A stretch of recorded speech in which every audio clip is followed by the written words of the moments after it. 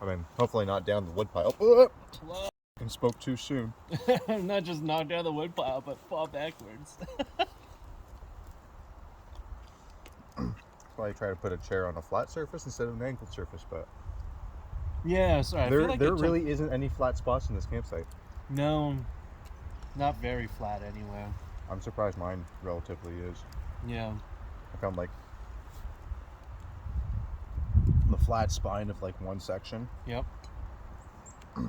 It's also covered in moss, which is great. Oh, that's awesome. When I first came here, I was like, you know what? This would be a great hammocking spot. I walked in here and I looked around, like, I need to bring my hammock. Yeah. Yeah.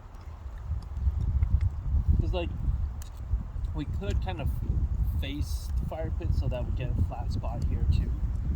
And here. But, yeah. I feel badly. I feel like it's the only flat spot. Don't worry about it. I haven't fallen over yet. Oh my god, this pea meal is so good. Yeah. Thank you, Lakeshore Meats in St. Catharines. Butter bath is pea meal. You were the suppliers of breakfast with pea meal and the two beautiful steaks we had last night.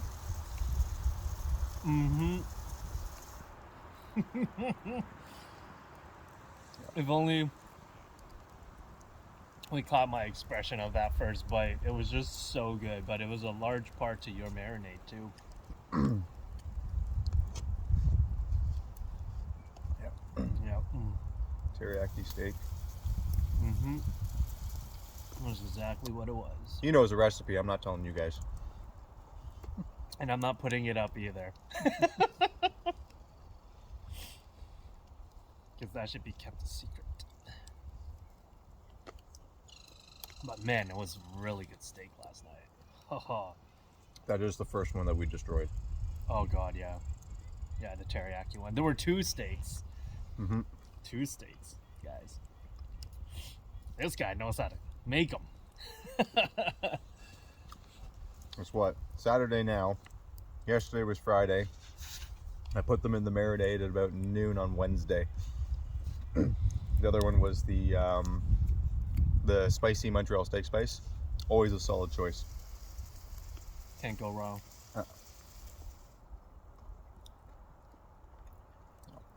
Cooked over an open fire.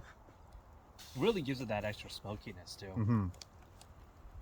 Isolated it with tinfoil down first, and then the steaks on top, so you wouldn't get flare-ups, and also so you wouldn't char the crap out of it. But they still came out really nice and well seared, and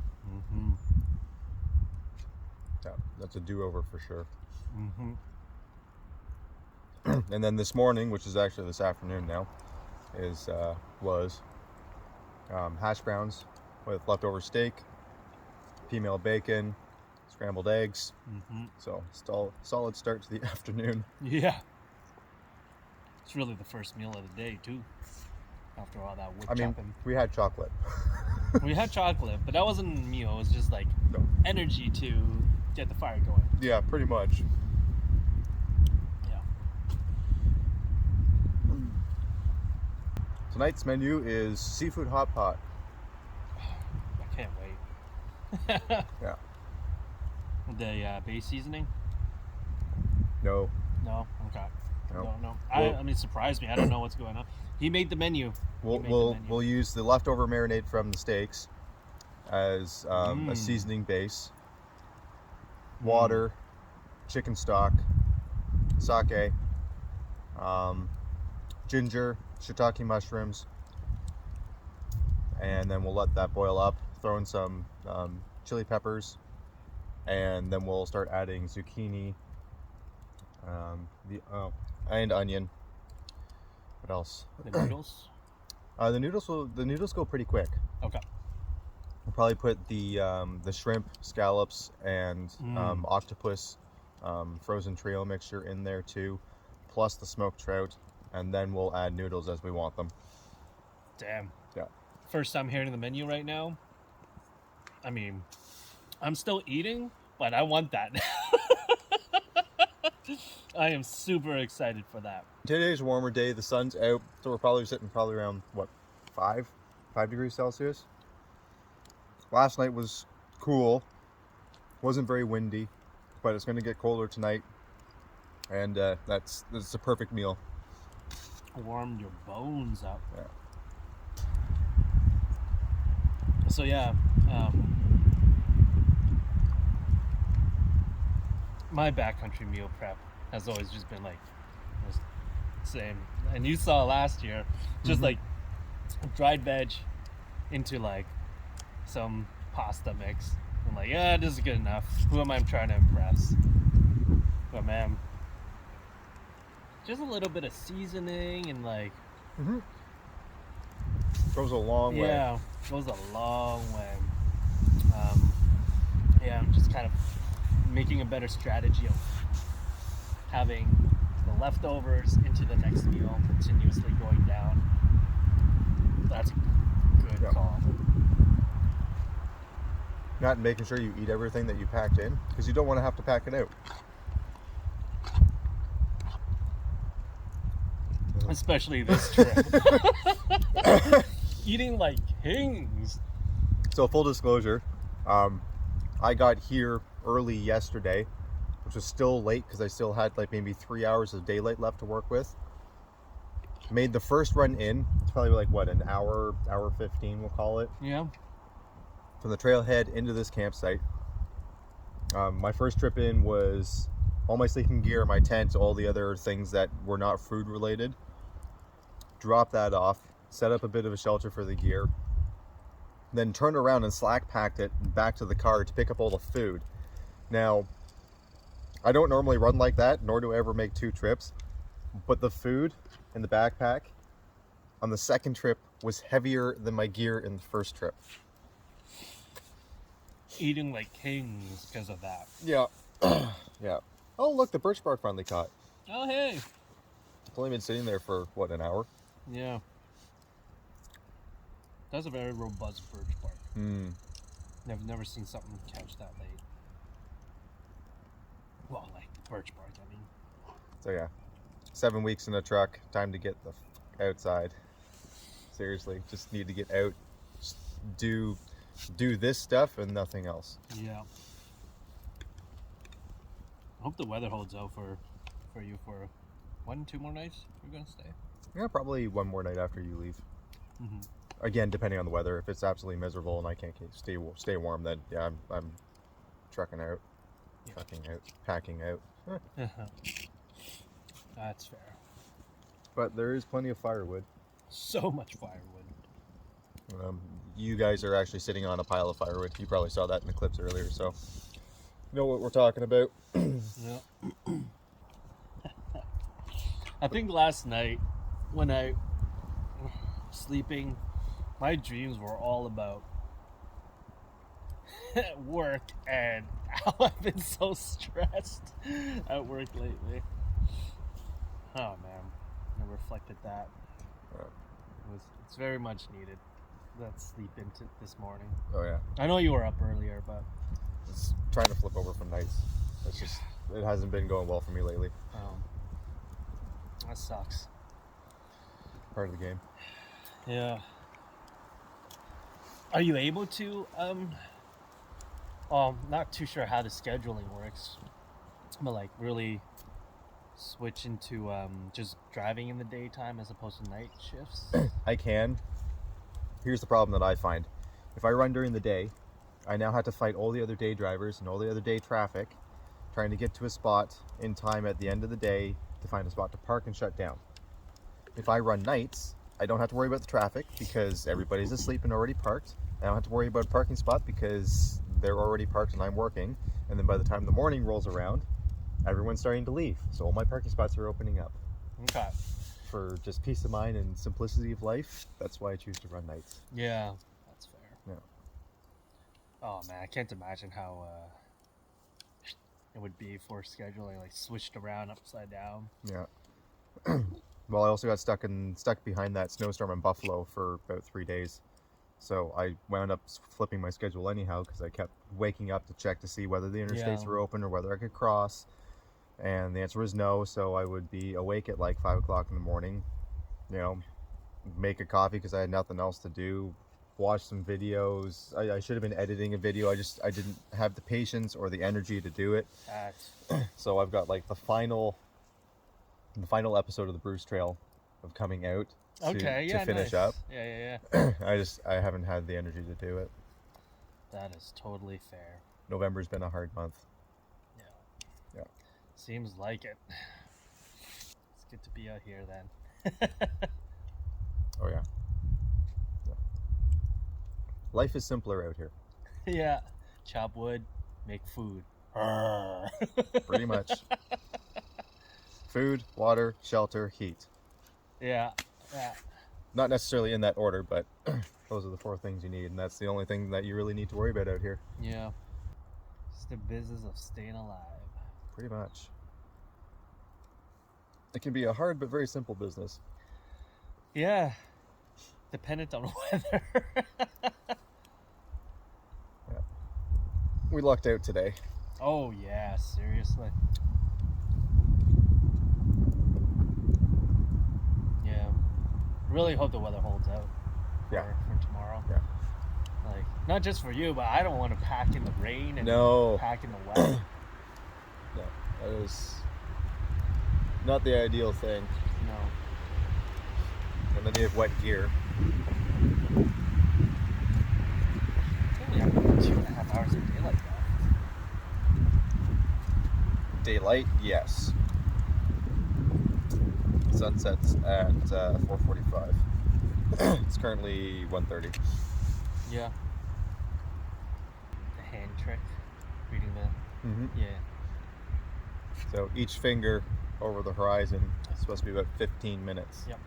So you can stack it, and you've got a hand is 2 hours, or sorry, a hand is 1 hour, 2 hands is 2 hours. So judging by the sun and where it meets over the horizon, probably about an hour and 45 minutes, 2 hours of actual daylight. But we've got high trees and low land, so it'll probably get darker here sooner than anywhere else. Yep. Or well prepped for tonight. Yeah. Very much so.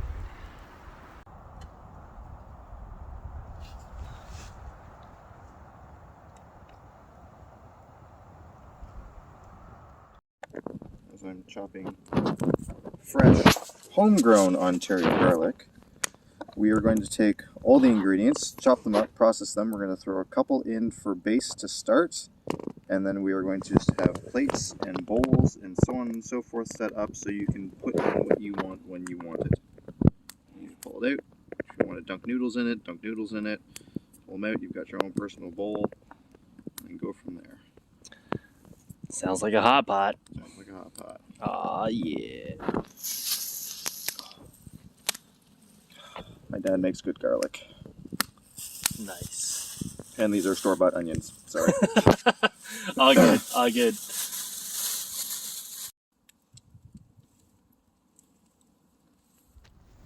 Roll it. No lighter? No lighter. No problem. No problem. Throw the hot pot on. That is how we do. Is that There's a little groove there. Yep, it's sitting in the groove. There you go. Just give her a couple more twists. There you go. There. That's the level we're looking for. Cool. Going?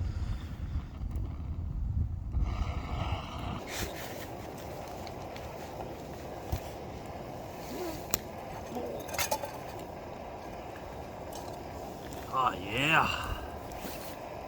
Everything you need. Gotta hydrate. Cheers, bud. Cheers. No, it's only been a year since we've seen each other. And also the same year since we met each other.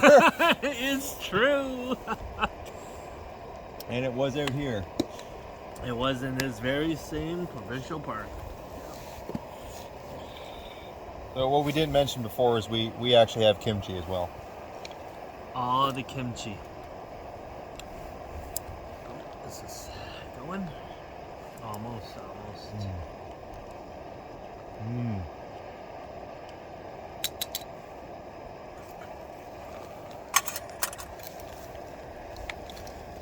Wow, I mean, how many languages can we say this is delicious? Das ist sehr gut, ja. Oishi. Very well said. Very, very kamsa. You're probably gonna have more languages than I do. So. It's all good. Sorry, bleep that out.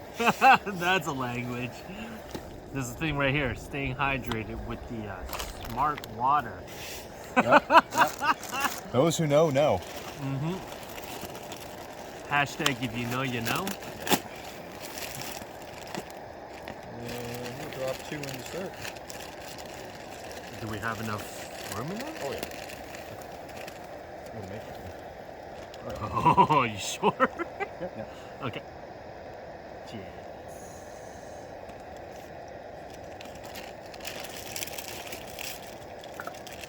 And you got the water behind you. We can add and make more broth.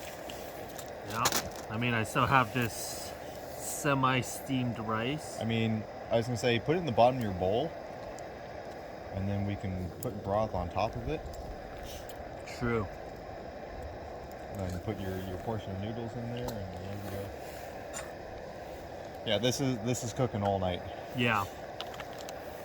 Wait, this bowl, that's your bowl? Yep. Okay. Do you have one? I got my pot. Ah, true. Okay. Because we still have this pan for things.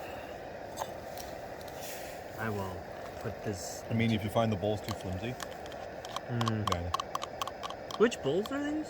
Sea to Summit. Yeah. So I have a stove-only pot around here somewhere, collapsible, made of silicone sides, Yeah. aluminum bottom, Yeah. and that came with it, and a smaller bowl came with it as well. So Okay. they all just nest inside each other. I remember seeing this advertised. I have not actually ever used it. Here it is. Yeah, this thing. Because I remember seeing something like this, but it could be a kettle as well. Yes. Yeah, okay. And then you just kind of pop the bottom out, and you have a pot. Yeah. But again, not to be used with campfires, only stoves, because you will wind up scorching and melting the sides of it. Off the silicone. Yeah. But you know, if you're having a couple people around and there's no chance of having a fire and you need to make a pot of soup and noodles, this is perfect. Perfect. I mean, in the pan that we use for breakfast, the Teflon coated pan. Yep. I've actually used that in the truck before. Not Yep. in the truck, but you know, took my can, my burner, put the pan on it, and made a steak on the road. So that's nice. Nice. Raw zucchini. A little bit of kimchi, sure.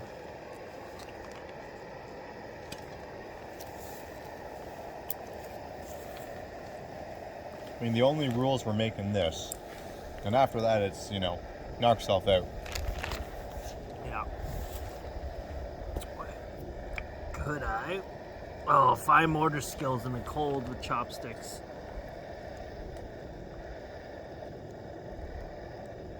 Blanching your zucchini. Just ever so slightly. It's not even blanching because it's not Just even warming it up from, you know, 0 degrees.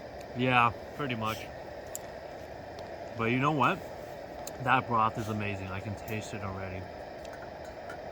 The beauty of camping at this time of year, so like shoulder season, where it's in between fall and winter, is that everything keeps. You don't need to worry about things spoiling. You don't need to worry about much of anything at all. You are in The refrigerator. Yes! And when it gets colder, honestly, you need a cooler to keep things warm. Yeah, no, it's true. Yeah. It's like you don't want your vegetables to freeze, you stick it in a cooler pack. Yeah, So exactly. it'll be insulated. Yeah, exactly. I mean, but if you make soups and things like that, it's not that much of an issue because you're just going to wind up boiling it anyhow. True. Yeah. Making broth, so on and so forth. So, Yeah. it's not an issue. Just want to stir it up just a touch. Oh man, Yeah, that looks amazing. That's all done. Yeah. All right. The noodles can go a little bit longer. Actually, they're still a little white. All right. Well, you tell me, chef. When people have that connection to nature and to understand what is there, Transformative. it's transformative. It's so transformative. Not only for the mental health, not only for all the physiological benefits from the polyphenols that's in the air and all that for yourself, but also reconnecting. I feel like, anyways, reconnecting, if not connecting, to nature. We really see The impact that we have on it. yes, exactly, and it brings to that whole discourse of climate change. Full circle. Full Yeah, circle. absolutely. And like, I still have quite the passion, the outlook for climate change, like the interest to work in combating climate change, but it's just difficult. Oh yeah, it is. But I feel like that connection is the first piece, right? Like, It's an investment in the situation. yes. If you have no investment, you don't care. Yes, exactly. But as soon as it means something to you, like Yeah. the favorite pond that you used to go to watch stars over is Yeah. now dried up because Yeah. of climate change, Yep. because of droughts, then the whole process, the whole situation has a personal vested interest in you. And it. Yep. Yep. Absolutely. It's like, it's not a one-way thing where you come out here and you like take, where you're like, oh, okay, so I've taken enough from all the benefits of being in nature, de-stressing from the world, but in the process of doing so,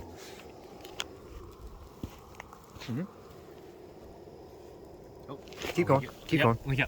In the process of de-stressing and like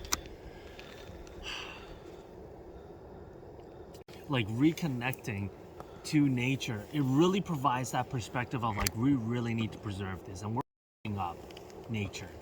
We're really f***ing up nature. Because like what you did with those friends, you brought them out here. They weren't even friends. I didn't even bring them out. I met them on the trail because they Right. went the wrong way. Yes. So that two guys. Yep. Yeah. Okay. So those friends, and you brought them out here, and they left the campsite spotless, as you were suggesting for them to Yep. do, recommended for them to do. Really. Leave no trace. Yeah. Leave no trace, and then they left the bug spray behind that tree for you to pick up. Like, Yep, that I lent to them. yeah, that you lent to them. I feel like that is just like such an act of service to not only you, but to what's provided out here, right? Like, if we're talking about the languages of love, that act of service is so Yes, powerful. Act of service. Yeah, it's just so powerful. And that display of it, that demonstration of it.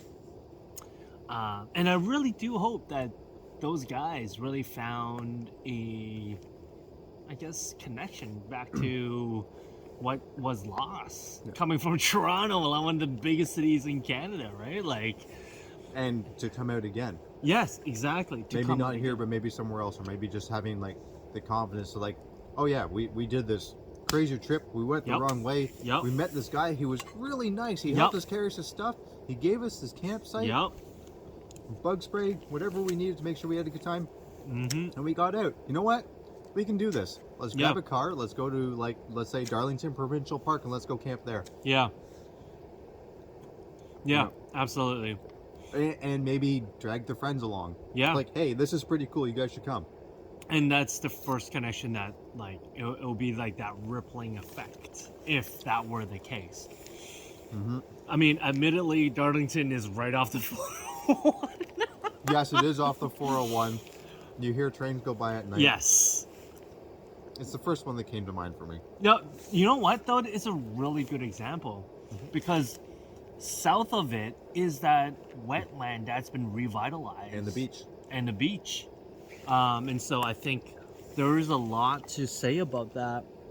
Because not only is it revitalized, but if, for example, those guys went to Darlington, it'll introduce their friends into more nature and that connection, and like, oh shit, there's a lot that we need to preserve. And there's just so much about just being out here in general.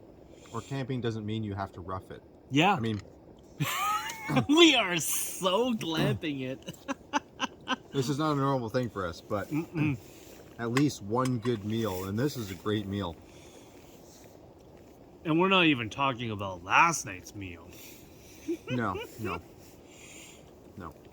You guys will only have to imagine how good it was, because, yeah, it was that good and better. So much better. So much better. For some reason, food just tastes so much better out here, too. Oh, it does. Oh, man. Does it ever. That whole aspect, conversation of just being outdoors and climate change, in a way, like, oh gosh, I don't remember his exact name now, but he was a snowboarder, like Jeremy Jones. Okay. Great athlete who was really about his sport of snowboarding, but when climate change started to take an impact of where he would go snowboarding and the receding of glaciers and the powder that's Vermont last year with the Walloon group. Yeah. Sugarbush, Vermont was 100+ inches short of their annual snowfall. Over 100 inches. Yep. Of their annual snowfall.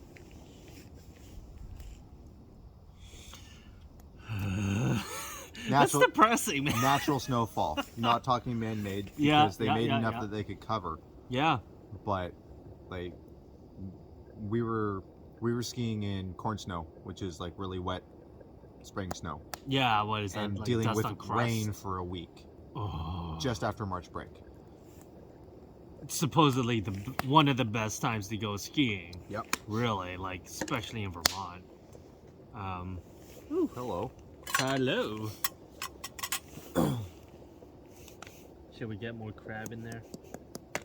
I mean, it's not really crab, but yes, we'll get more crab in there. Get more everything in there. Yeah. That's so... I gotta toss another pack. Yeah, do it. Dude, that is so sad.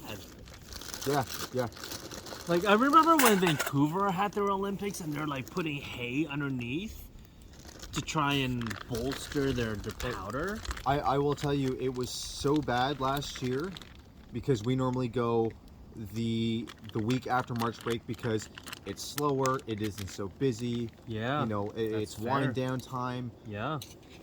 But we actually have switched weeks, and we haven't switched weeks for 16 years? Oh, shit. To the week before March break, in hopes that we will have better snow. Oh, man. Oh, man, that's brutal. That's hard.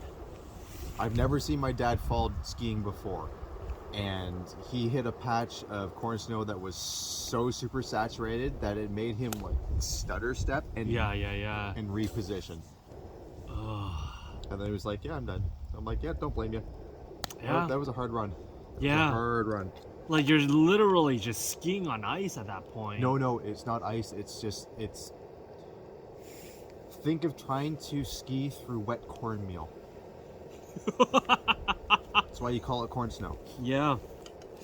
So Jeremy Jones, he started becoming quite the climate activist because his love of the sport is being jeopardized. And his pre-existing connection to nature already is there. And he's seeing the compounding effects of the carbon in the climate. We should be in snow right now. We should fully be in snow right now, and it should not be above 0 degrees. Nope. Like, 100% we should be in snow right now. We probably got up to, what, 7 degrees? Yep. Maybe 8 degrees today? Yeah. Like, as beautiful as it may be, that's also as distressing as it can be. Yeah. Gosh. And then there's going to be those critics that are like, well, how the hell did you get out to your campsite? Did you drive a fossil fuel burning car? Well, yeah, I did. Because there's no infrastructure otherwise. Nope. Like,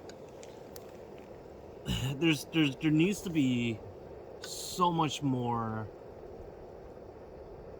everything. Yep. Dedication to it. Yeah. You can't half butt it. You need to. Yeah, we just got to do it. Yep. Was it COP27 that just happened? I don't know if you're familiar with the whole the climate activist change thing. Yeah. So like all the world's environment ministers and world leaders. We had what, Kyoto, and then we had the Paris Accord, and Yep. so on and so forth. Exactly. We just had COP number, whatever the number it is now. And that's a problem. We can't even remember what number it was. Yes. Which means it's been a whole bunch of this, Yeah. blah, blah, blah, Yeah. and not a whole bunch of doing something about it. Mm-hmm. Like, is it going to hurt? Yeah. But so is, The at the actual. end of it, Mm-hmm. global destruction. Mm-hmm. Mm-hmm. There's so much to it. So much.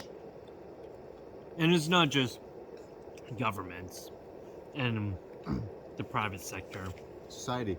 Yeah. Society, period. We just cleared 8 billion people on the earth. When I was doing my master's program in international development, it was suggesting that we would hit 11 billion people by 2050 or something to that effect.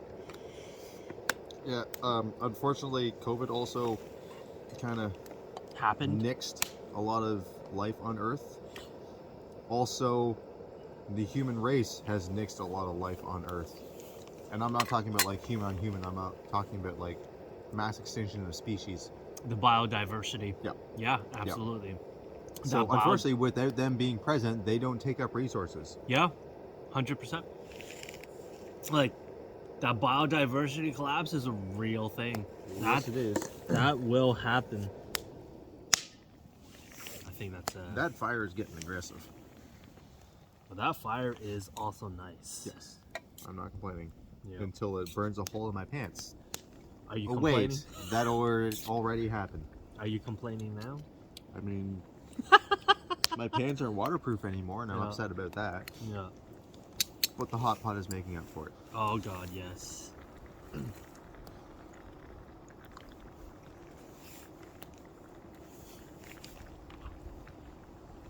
Honestly, these are the best soup noodles I've come across. Mm-hmm. It's so good. Also known as glass noodles. Mm-hmm. It's so good. And I like them because they are not too thick. They don't take up a whole lot of room. They come in a nice package. You can put them in your soup really easily. And they taste good. They taste so good. So good. So good. That's for you, B.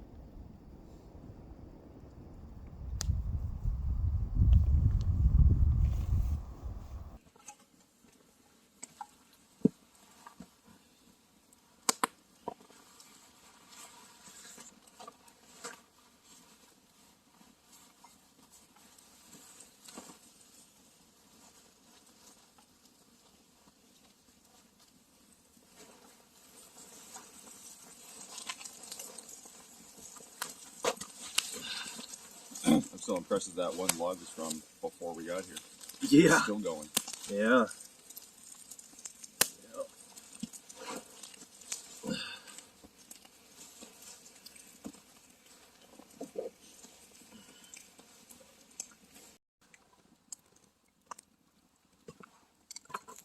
Look at that sandwich. Look at that pea meal.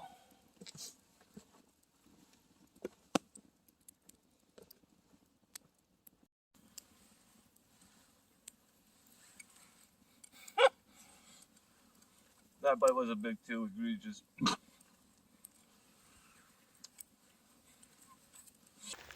Weather has turned, everything is wet. We are headed out of here. It's going to be a long pack out. I am double bagged and making one trip, and I'm probably going to regret this. So anyways, hope you guys enjoyed this bit of a different video, especially with my buddy Ian over here from Explorations Evo. And yeah, we'll catch you on the next one. Thank you very much, campsite. 41. 40. Yeah. 40. Oh, look at this guy bagging it, hauling it out. Not my proudest moment, but Well, it's all good because that was some delicious meals. And that's really why there's so much. I wasn't planning on leaving today, but the weather kind of turned, so yeah, we're going. Yeah, all good. We shall be back.